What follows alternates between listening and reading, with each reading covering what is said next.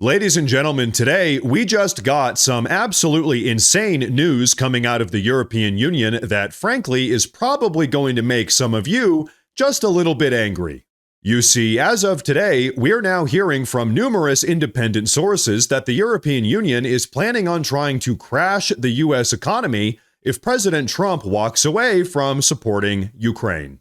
So in essence, if President Trump stops giving U.S. tax dollars to the Ukrainian war effort, the European Union is going to kick off an all-out economic war against the United States. Now, to be specific, what they're planning, should President Trump walk away from the table, that is to dump $2.34 trillion in U.S. treasuries that are currently being held by the European Union and the United Kingdom. And if they were to actually do this, the U.S. dollar would drop in value by upwards of 30%, the U.S. stock market would similarly drop in value by up to 40%, and we would have a banking crisis worse than what we saw in 2008. So folks, just to be blunt here, as things currently stand, the European Union is effectively attempting to extort hundreds of billions of dollars out of the United States of America. And once again, if we don't comply with their demands, well, they're just going to try to crash the entire U.S. economy. Folks, this is economic terrorism, pure and simple. Now, very curiously, this news from the European Union actually comes out just as President Trump has floated a brand new peace deal between the Ukraine and Russia, a peace deal that he actually spoke about just earlier this morning. Take a look.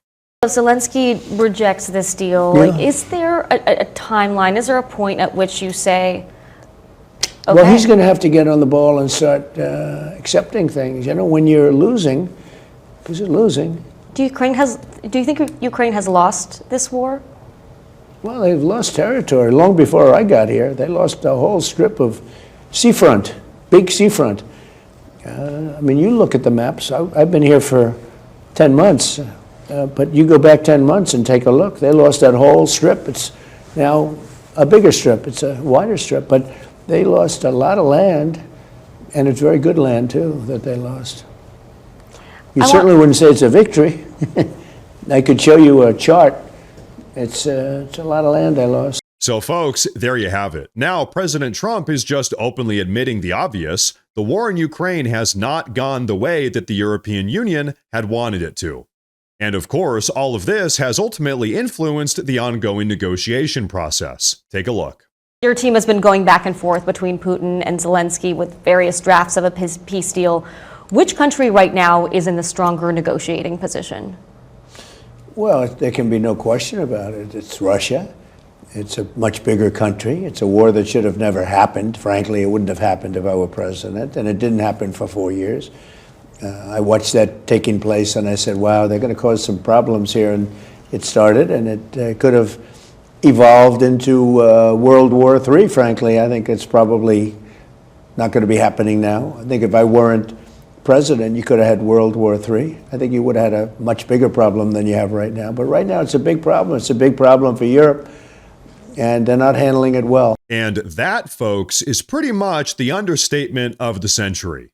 The reality is, if not for President Trump's ongoing diplomatic efforts, this entire situation probably would have erupted into World War III. That's the way things were going. But now, what President Trump had to say next is absolutely going to blow your mind. Take a look.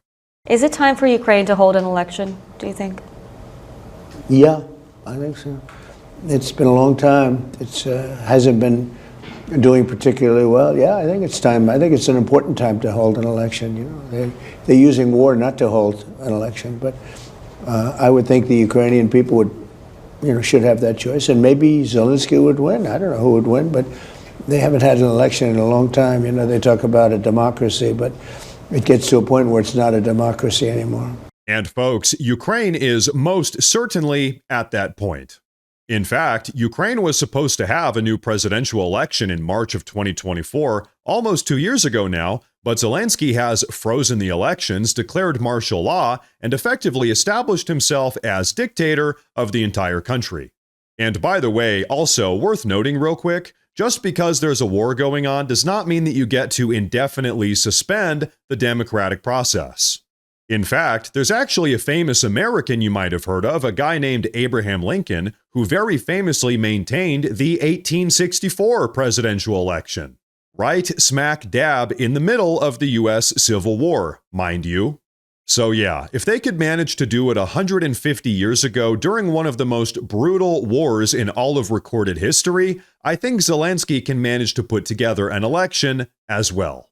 But folks, now I want you all to take a listen to what President Trump had to say about Zelensky's response to the most recent peace proposal. And by the way, you guys need to see this. But first, I do want to say real fast that if you folks enjoy the daily news updates, please consider subscribing to the channel because it really does help a ton. But okay, check this out. Is Zelensky responsible for the stalled progress, or what's going on there? Well, he's got to read the proposal. He hadn't he hasn't read it yet. The most recent draft. That's as of yesterday. And maybe he's read it over the night. It would be nice if he would read it. You know, a lot of people are dying, so it would be really good if he'd read it. His people loved the proposal. They really liked it. His lieutenants, his top people, they liked it. But they said he hasn't read it yet. I think he should find time to read it. So yeah, Zelensky himself hasn't even read the peace deal. The Ukrainian people seem to like it, but Zelensky, he just doesn't have the time. And then, of course, in an interview like this, President Trump had to deal with the accusation that he's colluding with Russia. Take a look. But he thinks the changes that you're making and what you laid out in your vision for Europe is what Moscow wants to see. I have no vision for Europe. All I want to see is a strong Europe. Look, I have a vision for the United States, America first. It's make America great again. I do explain to Europe because I think, you know, I'm supposed to be a very smart person. I have eyes, I have ears, I have knowledge, I have vast knowledge. I see what's happening. I get reports that you will never see. And I think it's horrible what's happening to Europe. I think it's endangering Europe as we know it. Europe could be a whole different place. Your impact. And I think the European people should do something about it. And of course, now we're talking about Europe's ongoing immigration crisis. Because as you all know, with the way that immigration has recently been going in Europe, Europe is going to be a pretty different place in the next couple of decades, to say the least. And by the way, I think we all want a peaceful, strong, cooperative Europe, but pretty much that's the exact opposite of what we're currently getting. Which is why President Trump just had this to say. Some leaders in Europe are a little freaked out by what your posture is, and European. No, they should be freaked out by what they're doing to their countries. They're destroying their countries. Well, European Council President. And they're people I like. Look, they're people I like. I get along with them. You know that. But they can't let this happen. And it gets to a point where you can't really correct it. There'll be a point, and it's very close to that point. And what will that mean? It will mean that they're no longer going to be strong nations. Does that mean they won't be allies Or anymore? they'll be, well, it depends, you know, it depends. They'll change their ideology, obviously, because the people coming in have a totally different ideology. But it's going to make them much weaker. They'll be much weaker, and they'll be much different. And what will that mean for our relationship look at with your mayor them? of London. He's a disaster. He's a disaster. He's got a totally different ideology of what he's supposed to have. And he gets elected because so many people have come in and they vote for him now because, you know, it's like, it's one of those things. But I hate what's happened to London, and I hate what's happened to Paris. I hate when I see it. And so, folks, here's the truth that the unelected bureaucrats inside of the European Union don't want you to hear. Not only does President Trump hate it, but so too do the actual European people. Did the German people or the British people or the Swedish people or any other European people ever actually have a vote on whether or not to get replaced inside of their own nations? Of course not. It was all just forced upon them, much in the same way that our southern border here in the United States was opened up without our democratic consent. Now, luckily, here in the United States of America, we are in fact just starting to solve some of our problems. But over in Europe, things are still a little bit dire. Take a look. And the only reason I really care about it is because I hate to see young, beautiful people being killed. That's largely why I got involved. I mean, if you look at the Congo and Rwanda, that's been going on. 14 million people at least killed. Nobody has any idea how many, but killed. Machetes, a lot of machete killings, vicious.